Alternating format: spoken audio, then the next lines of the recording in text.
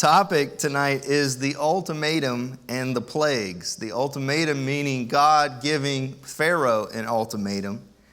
And then Pharaoh's response, which is he didn't bite on it. He did not submit to God and his demands, if we can say it that way. And so God throws at the Egyptians 10 plagues. We're going to cover the first 9 tonight. And we'll come back with the 10th plague on next week, with tying in the death of the firstborn with the Passover.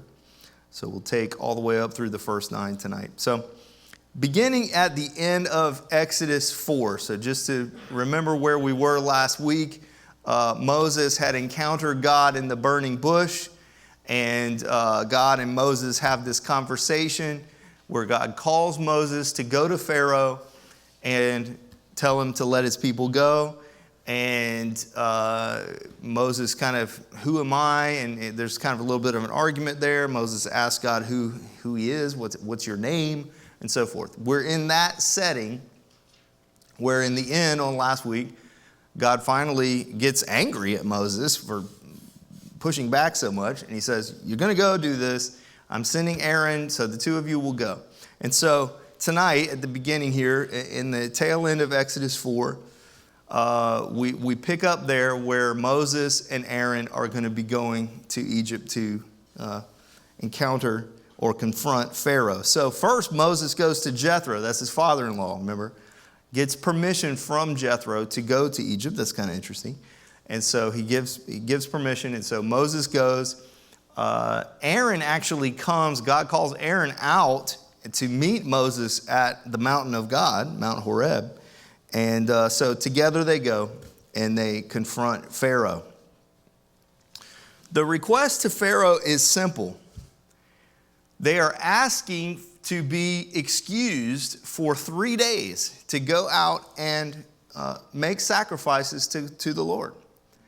The first, of course, God knows what's going to happen. But God's initial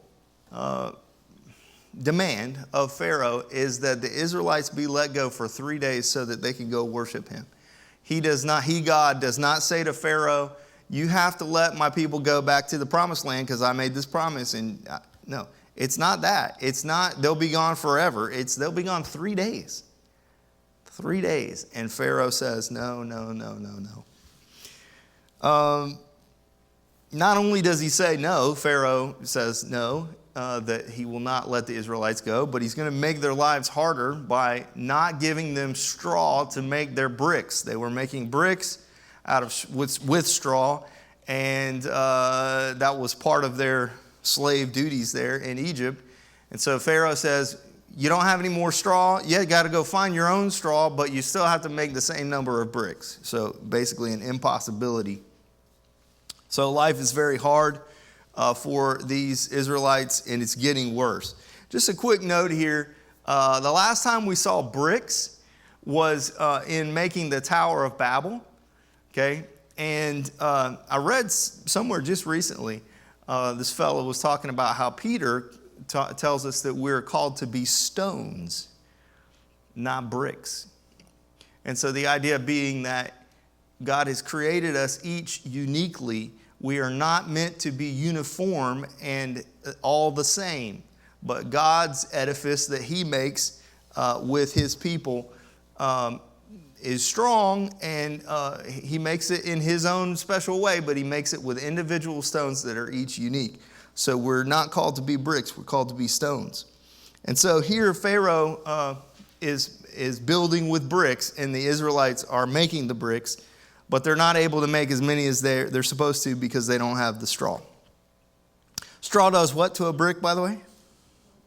Yeah, it holds it together. It strengthens it and holds it together. It'll fall apart if you don't have something in there to hold it together. So the Israelites turn on Moses and Aaron. And they basically are saying, hey, this is your fault. Things are worse than they were before. So at the beginning of chapter 6, Moses goes to God and he says, what gives? You called me to do this thing. Things are worse than they were. What is going on? Please tell me something.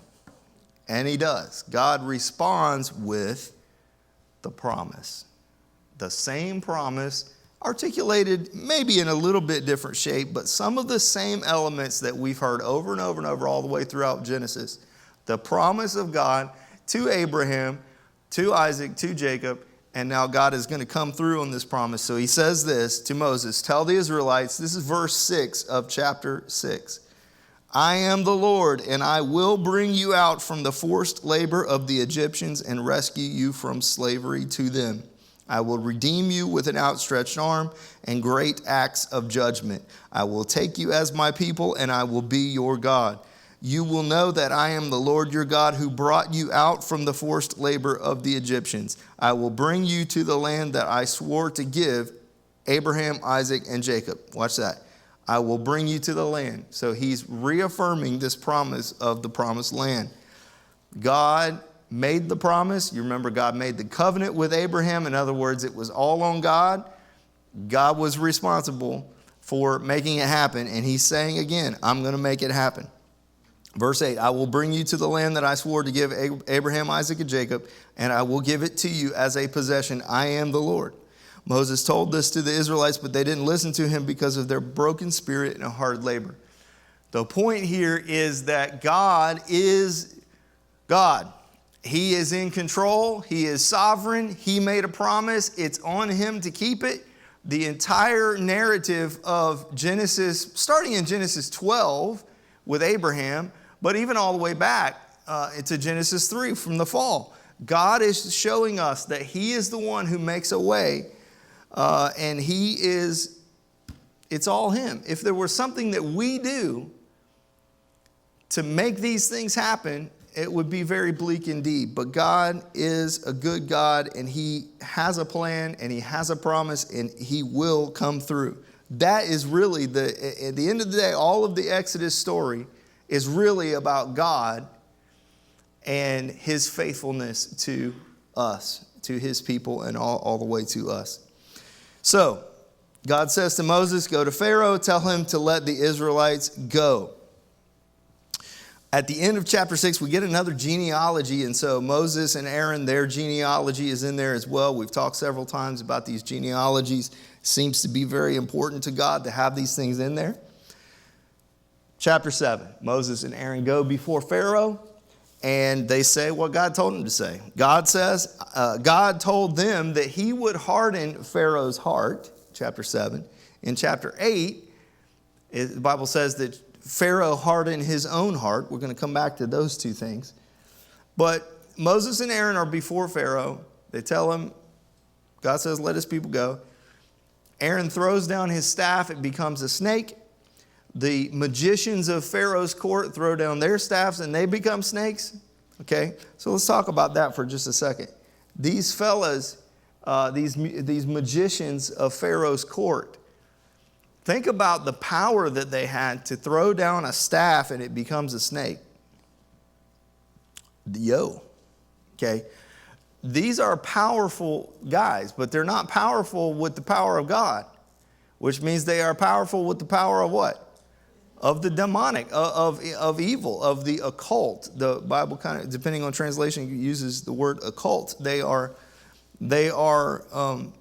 using demonic powers big time to bring about these things. They're very powerful in the occult. They're the top dogs of the occult, of the world at that time, we would say.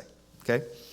And so, even so, Aaron's staff swallows their staff, right? So God's power is shown to be stronger by Aaron's staff swallowing the other staffs. Well, Pharaoh hardens his heart. God hardens Pharaoh's heart. And now we have these 9, eventually 10 plagues, but tonight we'll talk about 9.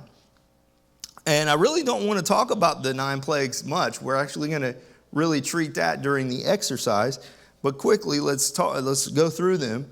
The first 9 plagues. First, the Nile River is turned to blood.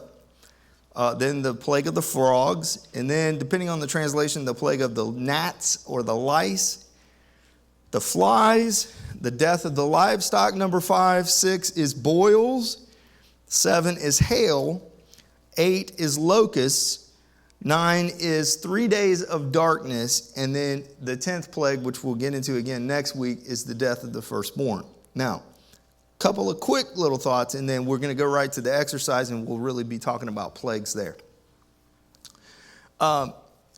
The magicians, Pharaoh's magicians, were able to duplicate the first 2 plagues. They were able to duplicate the staff turning into a snake, but they were also able to duplicate the turning the water into blood, first plague, and also the frogs. Frogs out of nowhere, okay? Once they got to the gnats or the lice, they were not able to duplicate the plagues anymore. In other words, from plague 3 to plague 10, God shows that his power is stronger than the power of the magicians because they could only replicate 2 of the 10 plagues.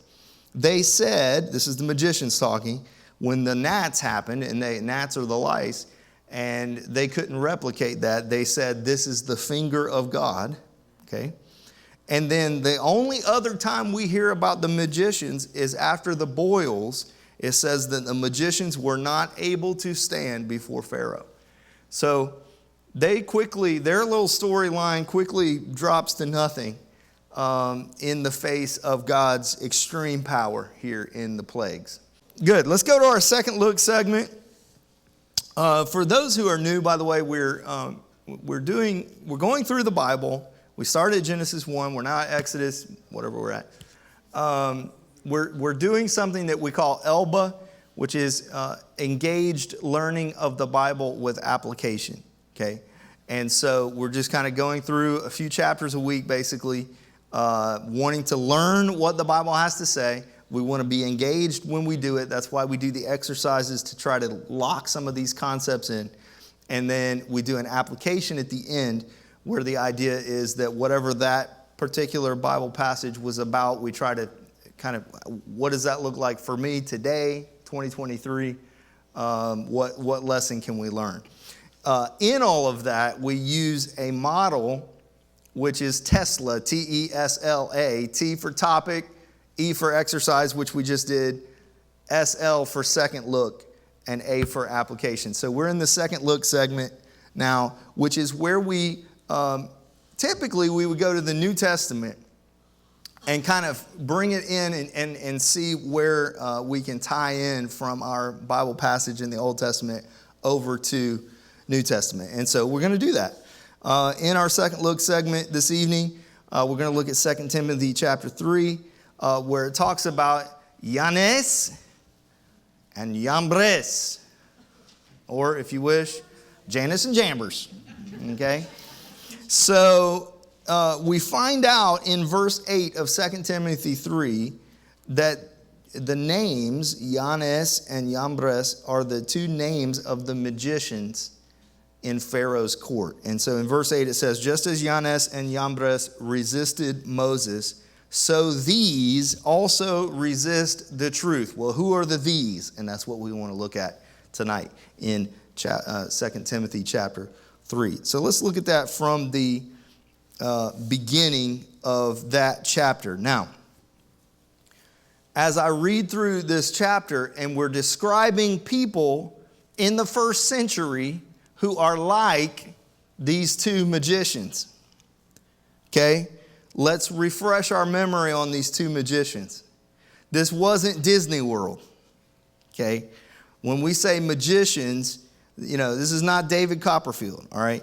These 2 fellows were the 2 biggest occult leaders of the day. They were given over to the occult.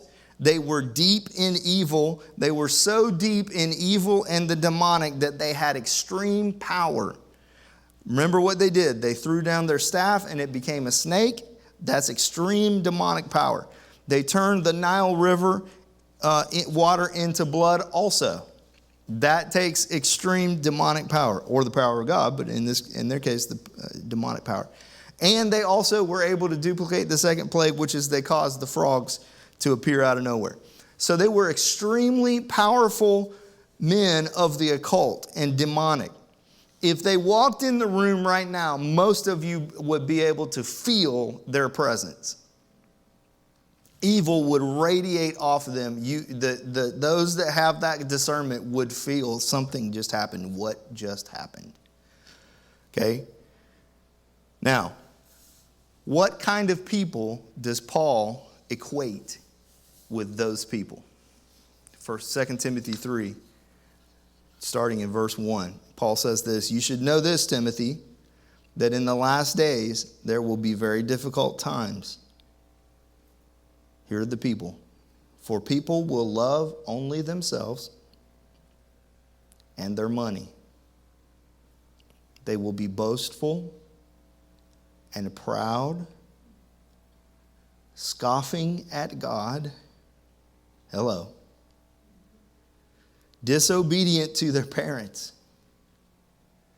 That goes high on Paul's lists. Disobedience to parents and ungrateful. "They will consider nothing sacred. They will be unloving and unforgiving." We talk about a lot how important forgiveness is. An unforgiving person, Paul lumps in with these fellows. "They will slander others and have no self-control. They will be cruel and hate what is good. They will betray their friends, be reckless, be puffed up with pride, and love pleasure rather than God." Verse 5, "They will act religious, but they will reject the power that could make them godly." Stay away from people like that. Verse 6, "They are the kind who work their way into people's homes and win the confidence of vulnerable women who are burdened with the guilt of sin and controlled by various desires." Here's a verse that you've heard before. "Always learning and never able to come to the knowledge of truth." These two fellows are in that category. The people who are always learning and never able to come to a knowledge of truth. Verse 8, and here's the verse. "These teachers," he's talking about false teachers, "oppose the truth." This is the number one characteristic of the Jannes and Jambres syndrome, if you want to call it that. Opposition to the truth. Just as these two fellows opposed Moses, they have depraved minds and a counterfeit faith. But they won't get away with this for long. Someday, everyone will recognize what fools they are. Just as with Jannes and Jambres.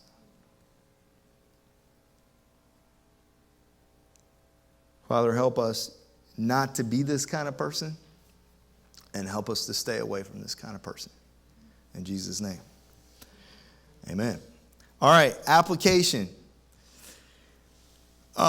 In the application, I want to talk about the hardening of the heart. This is a major theme in our passage from tonight. Pharaoh's heart being hardened. And let me kind of throw a couple little stats at you here.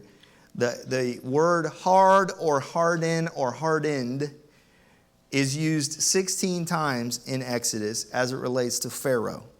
Okay? 2 of those times, Pharaoh hardens his own heart.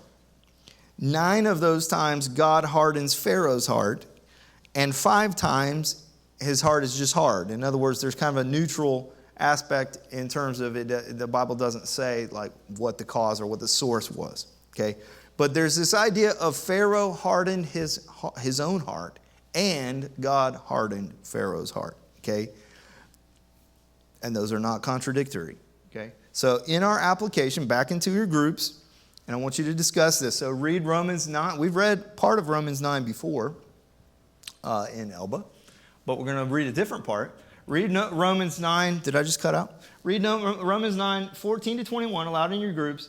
Now, what is the main takeaway when it comes to the hardening of a heart? What's the main takeaway? In terms of hearts being hardened, what do we need to know? Now, can I go back? What just happened? I never fixed that. Samantha, I didn't fix it. I fixed it on the other one.